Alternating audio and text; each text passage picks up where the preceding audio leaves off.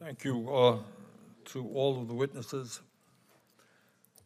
In one way or another, you all touched on issues that go beyond the classroom, what's going on in our country. So I'd like to start off by asking Mr. Arthur and Mr. Keyes and Dr. Kerwin, what are some of the realities that teachers are experiencing in the classroom? How many of our kids are walking into school from dysfunctional families? How many kids may be sleeping out in cars? How many kids have seen violence in their community and with the trauma that that might bring about? How many kids are suffering from emotional disturbances which are acting out in the classroom, making the teacher's job that much more difficult? Mr. Arthur, what are teachers around the country seeing in their classrooms? Chairman, the answer to your question is too many. All of your questions can be summed up by too many of our children are struggling, too many of our families are hurting, and as you mentioned, and was mentioned by other speakers, we are understaffed, under-resourced, and underprepared to deal with this moment because no one has experienced this moment in history before. Nobody has learned how to teach during a pandemic in our country's history. We didn't know what we were doing, but we did it anyway and we got it done. And every teacher right now who is in the classroom who taught through the pandemic, we're not just teachers anymore, we're survivors. And as we try to give each other grace, as we deal with these large issues and try to figure out how it is that we best come through this, I think that the strongest show of support that we could make to our classroom teachers and our students and our parents and our families is just to recognize we're doing something unprecedented. And as we do that, we're going to fumble, we're going to try, but you cannot do something remarkable if you're under-resourced. We do need more tools and more means of making this happen. Keys, what are teachers in the classroom in Philadelphia seeing in their kids? Kids coming in, well-fed, etc. I'll have to agree with much of what Mr. Arthur said. Not only are they coming to school, they're coming to school from traumatic experiences, traumatic backgrounds, and a lot of the issue has to do with things that they see in their environment. And a lot of what they see in their environment has to do with what they see in society. Things like Black Lives Matter and racism and all of those kind of things.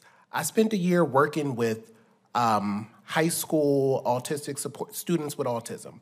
And it just baffled me how aware they were about the political climate and just things that are going on, because I normally work with younger kids.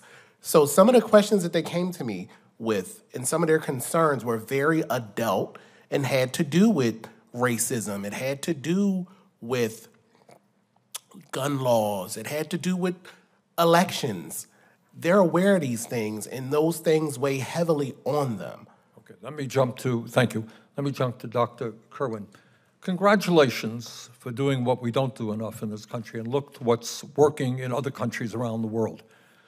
You mentioned early childhood education as one of the 5 principles. Right.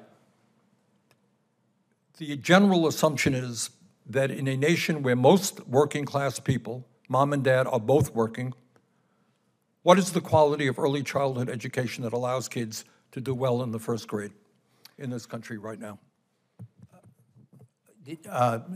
Senator, can I tell you what we're doing in Maryland now through the blueprint on this very issue? What did you see? I mean, what I want to know is, our kids, mom and dad have to work because despite some people's thought that we are the envy of the world economically, 60% of our people are living paycheck to paycheck, struggling to put bread and food on the table. Right. All right? Is our child care system in this country providing well for the kids, enabling them to do well as they enter school? No, it is not. What are you doing about it in Maryland? Well, it's a very important component of the blueprint. It's pillar 1 of the blueprint.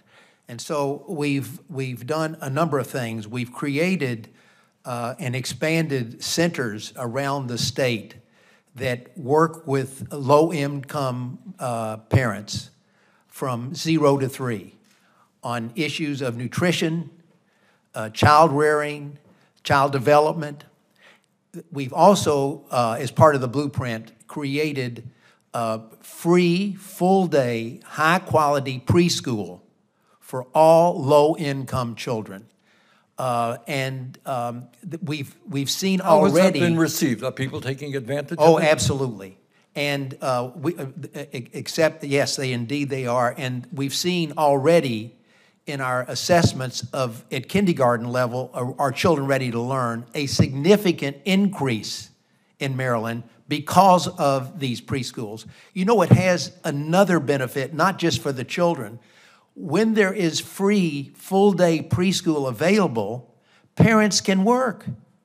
And it has a benefit for the family beyond just the development of the child. That's a very important point. Senator Cassidy?